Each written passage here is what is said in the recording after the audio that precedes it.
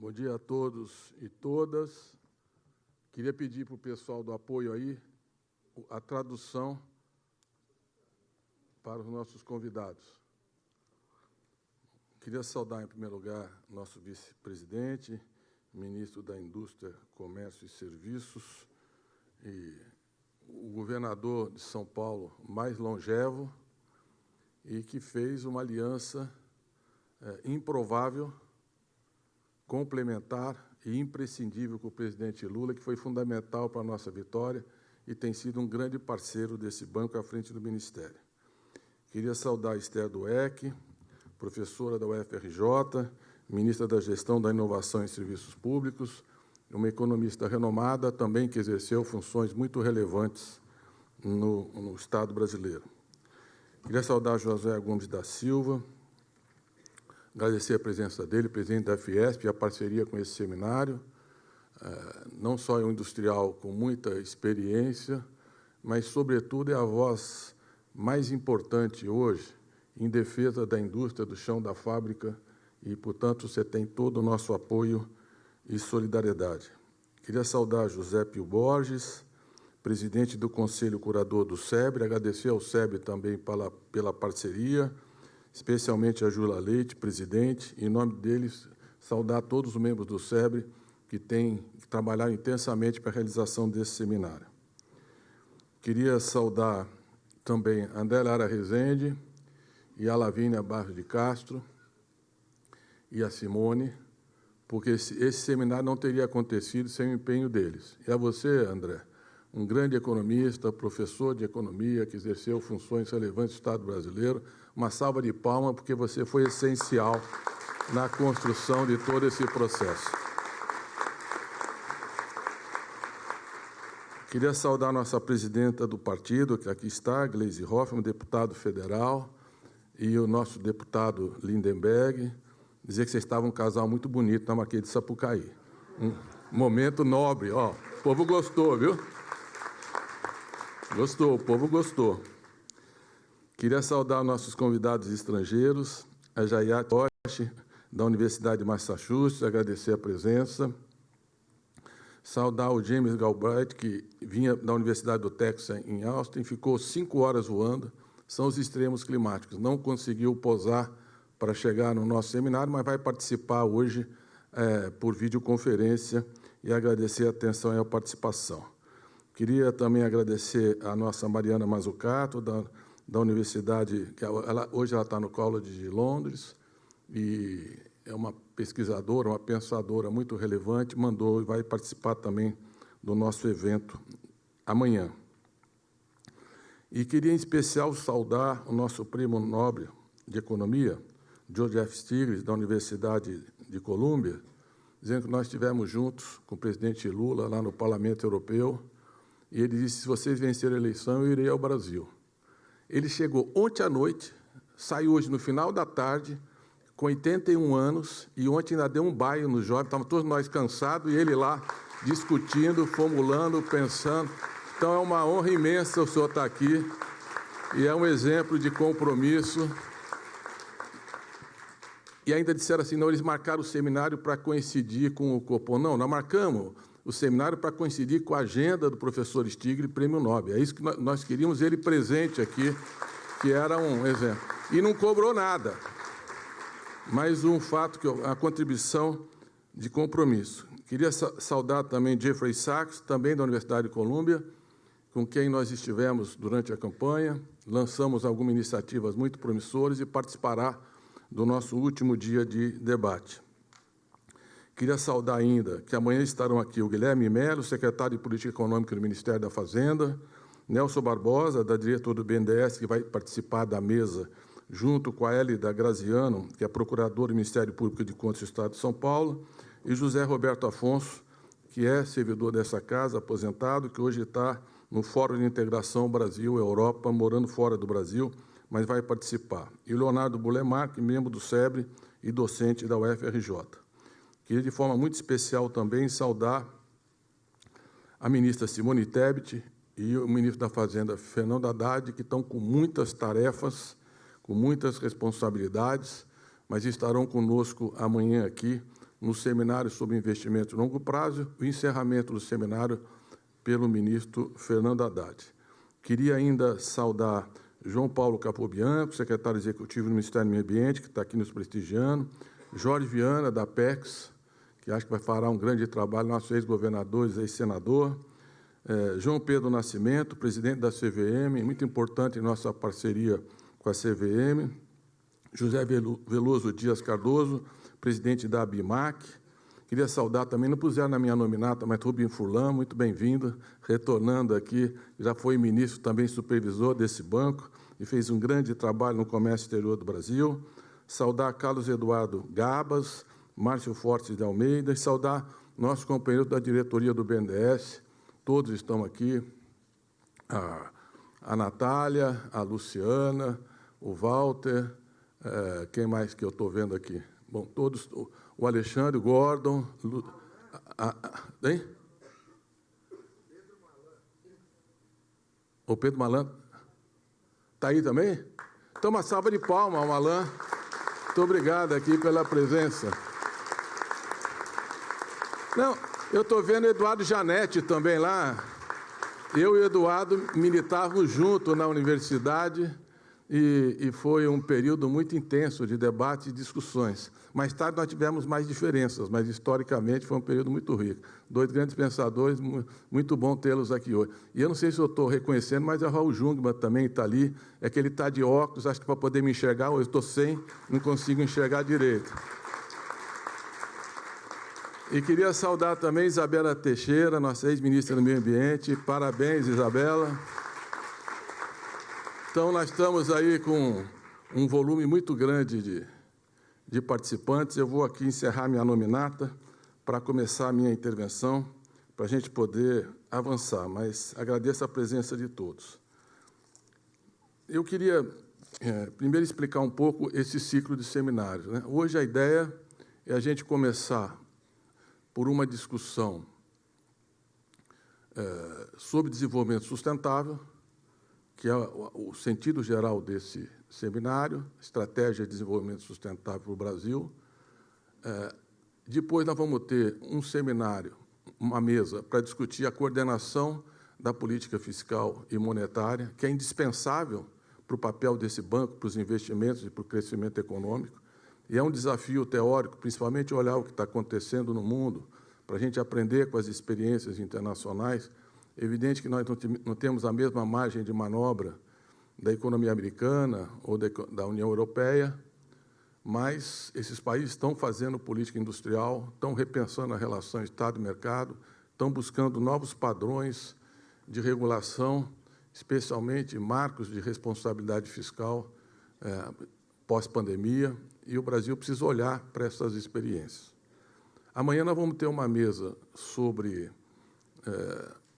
o desafio brasileiro na política fiscal, com dois membros do grupo de transição que trabalharam junto com o Pércio Arida, o André, o Nelson e o Guilherme Melo, e o Guilherme é secretário de Política Econômica, o Nelson, ex-ministro da Fazenda e Planejamento, e vão estar junto com o José Roberto Afonso, que foi um dos grandes formuladores da Lei de Responsabilidade Fiscal. E teremos, para finalizar, uma mesa com todos aqueles que eu mencionei para discutir desenvolvimento baseado em missões socioeconômicas, ambientais, investimentos de longo prazo. O Jeffrey Sachs vem se debruçando sobre essa questão do investimento de longo prazo. Então, nós vamos ter um ciclo completo e, em seguida, nós vamos anunciar essa semana os próximos passos. O primeiro será um seminário com a Fiesp e CNI sobre indústria, e o crescimento, o investimento, o papel do financiamento, os desafios da indústria 4.0, da inovação. Depois vamos ter um seminário também já pactuado com a Defesa, com o ministro Zé Múcio, sobre indústria de defesa e industrialização, que é outro seminário também igualmente importante. Vamos ter um seminário em 25 de maio sobre o tema da igualdade racial, onde vamos lançar aqui o editorial do museu sobre o legado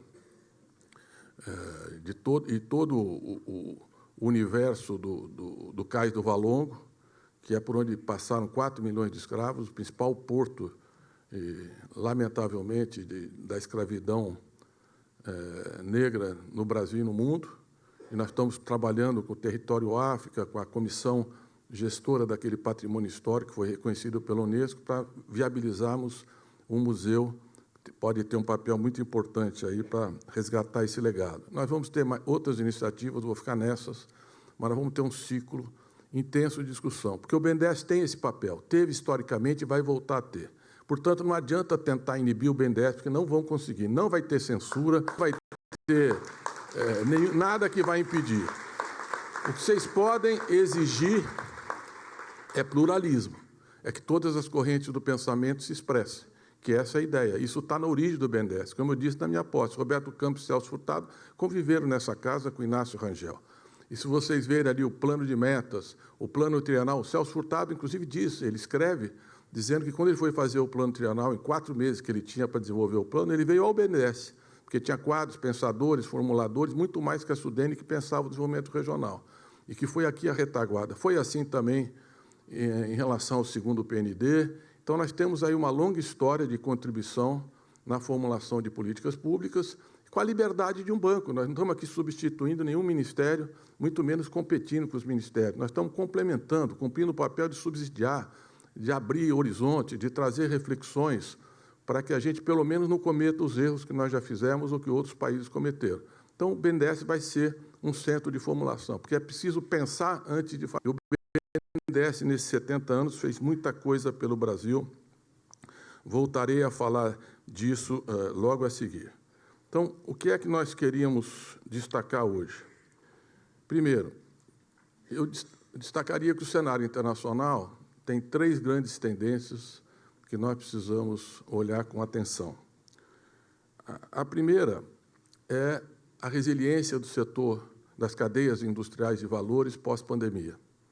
Ficou explícita as fragilidades e a necessidade, e isso é que nós estamos vivendo, de uma reglobalização, de uma reorganização das cadeias produtivas para darem sustentabilidade e estabilidade aos processos produtivos. E isso é um processo que o Brasil também pode se beneficiar, porque nós temos um novo desafio geopolítico, um tensionamento crescente, mas o Ocidente claramente quer rever a sua relação com a Ásia, e o Brasil pode aproveitar esse momento para atrair novos investimentos e atrair parte dessa reorganização industrial. O segundo grande desafio é a corrida tecnológica. Vocês estão vendo tanto os Estados Unidos como a Europa com legislação e com valores expressivos para disputar o setor de microprocessadores e semicondutores. O mesmo está acontecendo com bateria de lítio, que é fundamental para a mudança do padrão da mobilidade elétrica, com o complexo industrial da saúde e tudo que diz respeito à indústria 4.0. Então, nós precisamos entender esse desafio e tentar recolocar o Brasil para atrair investimentos e disputar essas possibilidades, que é um horizonte bastante complexo e que nós estamos um tanto quanto atrasados. O terceiro grande desafio é a emergência climática. Eu acho que hoje é inquestionável, aquele fundamentalismo negacionista está cada vez mais fragilizado, tem um custo crescente para os desastres naturais, e aqui no banco nós estamos pensando algumas iniciativas muito importantes nessa direção. O primeiro é fortalecer o CEMADEM e apoiar a reorganização da Defesa Civil. Porque nós criamos, eu era ministro da Indústria e Comércio, junto com o Carlos Nobre, que está no nosso conselho, o Centro de Monitoramento e Prevenção contra Desastres Naturais. Os alertas hoje são dados, mas precisam ser aprimorados, mas sem uma defesa civil organizada e preparada, nós repetiremos as tragédias que serão cada vez maiores. Então, nós vamos lançar um edital específico para aprimorar tecnologias nessa área. O outro grande desafio da energia limpa, nós já temos 10% da energia eólica do país, nós estamos com 2% de energia solar, mas a carteira é muito forte, em torno de 8 bilhões e 600 milhões de reais de investimentos esse ano, e com grandes possibilidades na área da energia solar fotovoltaica. E o Nordeste, ele é um pouco, nessa área da energia limpa, solar e eólica, que o Borges deixa uma frase muito boa, você podia aqui depois desenvolver, é o nosso pré-sal, porque o índice de insolaridade de vento é um potencial incrível que pode mudar a história da região, e nós avançamos nessa direção da matriz da energia limpa.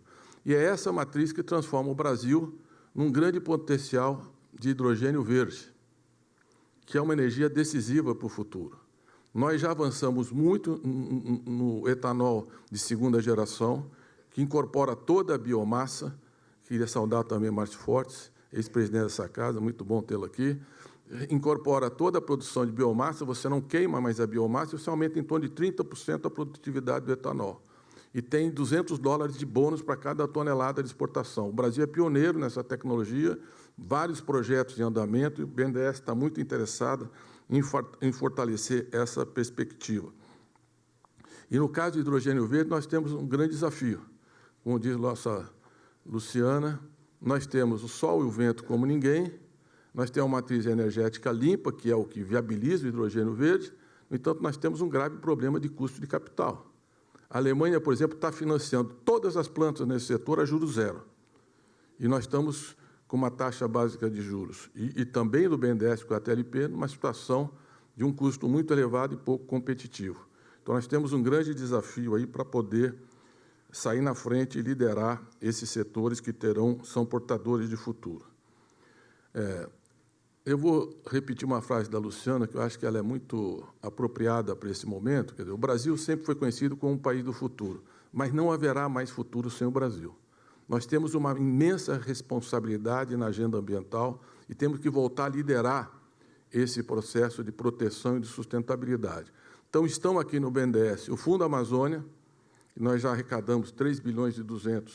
A boa gestão do fundo, mesmo quando paralisado no governo anterior, que bloqueou o fundo, nós colocamos mais 2,1 bilhões, e hoje temos um volume de recursos importante, os editais estão abertos para projetos inovadores na área de proteção da Amazônia, gerar valor agregado à biodiversidade e buscar formas alternativas de desenvolvimento e proteger as populações mais vulneráveis. Nós temos aqui também o Fundo Clima, que é um fundo reembolsável, igualmente importante como o Fundo Amazônia, que é não reembolsável, e temos uma grande possibilidade de avançar nessa agenda. O BNDES está entre os 2% das instituições, pela Moody's, com mais avanço na agenda social e ambiental no mundo. E nós queremos continuar avançando nessa agenda, porque nós queremos, o BNDES do futuro é um banco verde, digital, inclusivo, tecnológico e reindustrializante. É para isso que nós estamos trabalhando. E lançamos essa semana passada, anunciamos um projeto que começamos em fevereiro, de usar as imagens de satélite de monitoramento territorial georreferenciadas, cruzando com o CAR, viu, nossa ministra que lutou tanto pelo CAR, o CAR hoje é uma base de dados fundamental, e nós bloqueamos o equivalente a 1.300 campos de futebol de desmatamento. Assim que qualquer empresário solicitar um financiamento agrícola, e a ampla maioria dos financiamentos são empresários modernos, competitivos, eficientes, inovadores. A agricultura brasileira é muito pujante, é o país que mais exporta alimentos, mas nós não podemos pactuar com os desmatadores que estão comprometendo o futuro do clima e da humanidade. Não haverá mais nenhuma tolerância no BNDES. E nós vamos bloquear o financiamento antes de entrar no banco, e não depois que o IBAMA é convocado, como era antes. Então, é uma inovação muito importante. E queremos também começar a financiar programas de produção de muda, de reflorestamento, de produtos brasileiros que se apresentem como desmatamento zero na pauta de exportação, porque a rastreabilidade virá e nós precisamos modernizar nossa agenda e nos anteciparmos. E, finalmente, eu queria dizer que é muito importante a gente olhar com muito mais atenção a indústria brasileira. Nós não podemos aceitar a tese que o Brasil não tem como se reindustrializar. Era assim durante 4 séculos que nós éramos exportador de commodities e preso ao antigo regime colonial. Nós tivemos uma base industrial diversificada e nós precisamos agora, inclusive, do BNDES para poder fazer essa parceria. Portanto, a relação BNDES, Fiesp, CNI veio para ficar. Nós vamos fazer muita coisa junto, não só pensar, mas executar, assegurar financiamento e alavancar. E se a gente olhar o que os países ricos estão, países desenvolvidos, por exemplo, da OCDE, estão fazendo em termos de política industrial, ela voltou com tudo. Os Estados Unidos têm um fundo de 398 bilhões de dólares para tratar de energia limpa, veículos elétricos, redução de emissões, tem a lei dos chips, 280 bilhões de dólares, que é essa disputa estratégica, financiando a vinda de fábricas importantes dos Estados Unidos. A União Europeia não é diferente, a nova geração são 806 bilhões de euros.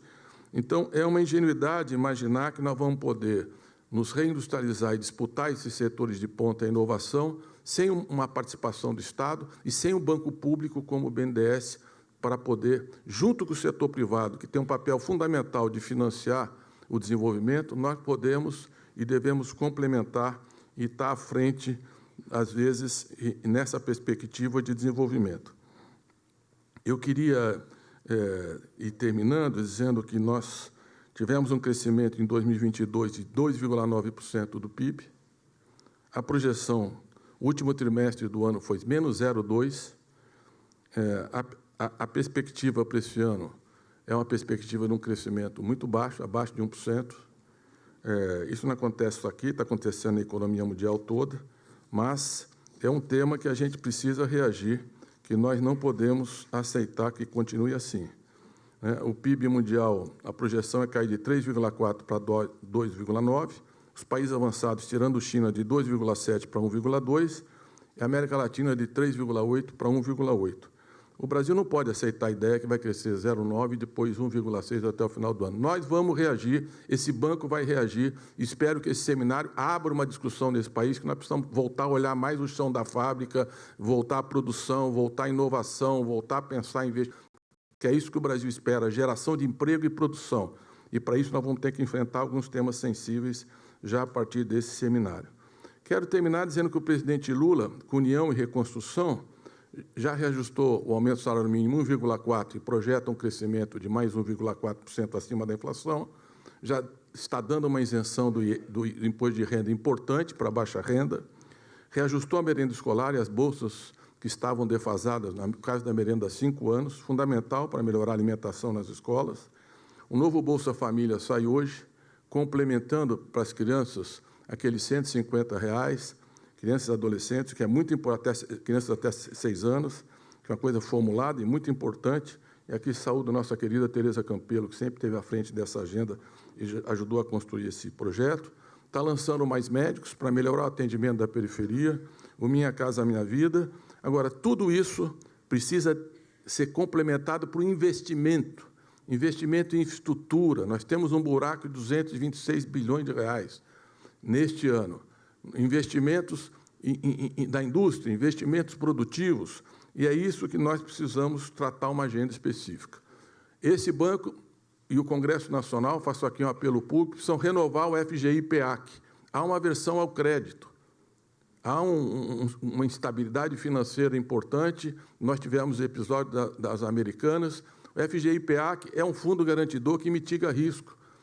Com 5 bilhões, com 20 bilhões de reais, nós alavancamos 94 bilhões de crédito. Nós precisamos prorrogar e fortalecer para poder alimentar o crédito para o setor produtivo. Nós precisamos de uma taxa de juros para inovação. Foi dado pelo Congresso, está sendo aprovado o TR, que é de 2% a 3%. O BNDES não pode usar a TLP a 15%, não vai ter inovação. E nós precisamos alinhar. Agora, nós estamos propondo que o Conselho Monetário Nacional estabeleça os limites daquilo que nós podemos usar com essa taxa de juros, da mesma forma a TLP. O banco não pode ter uma única taxa de juros, nós temos que ter mais flexibilidade, pelo menos as mesmas taxas que o Tesouro se financia. E os volumes também podem ser definidos pelo Conselho Monetário Nacional. Nós precisamos repensar que o banco teve uma taxa histórica de crescimento em torno de 2,3% do PIB. Hoje é em torno de 1% do PIB. Isso significa que, até o final do governo Lula, nós queremos dobrar o tamanho do banco, não para voltar ao que ele foi depois de 2008, mas para voltar à média histórica. E nós não estamos aqui falando de fazer isso com subsídios do Tesouro. Vou repetir o dado que nós apresentamos no nosso balanço. Atualizando pela inflação, O BNDES repassou ao Tesouro Brasileiro 1 trilhão e 60 bilhões de reais em 8 anos. 1 trilhão e 60 bilhões de reais. Nós viramos uma grande fonte de financiamento do Tesouro. Não é esse o papel do banco, é financiar a economia, o micro e pequeno empresário, a indústria, o crescimento, a geração de emprego. É para isso que esse banco foi criado. E é isso que ele tem que fazer. Aí dirão, não, vocês estão pagando porque vocês receberam subsídios. É verdade, os subsídios podem até ter sido superior ao que eram necessários no passado recente. Mas são 247 bilhões de reais a mais do que os subsídios que nós recebemos. Portanto, o BNDES não pode continuar nessa trajetória. E nós vamos lutar muito por isso e tenho certeza que vamos sensibilizar o governo, o presidente Lula e a nossa equipe econômica. Termino dizendo o seguinte, que nós estamos aguardando um novo arcabouço fiscal. O ministro Haddad pode esperar de mim e do banco total lealdade e parceria, ao contrário das especulações que são publicadas. Nós não estamos aqui para outra razão, não temos expectativa de substituir ninguém, muito menos de competir. Agora, não nos peçam para deixar de dizer o que nós pensamos e ajudar o governo a acertar, a encontrar o melhor caminho, a buscar as melhores práticas. É para isso que nós estamos aqui. Esse banco esteve historicamente e vai voltar. Aquele banco acanhado do BNDES acabou. Ele vai debater, vai investir e vai impulsionar o crescimento do país. Muito obrigado.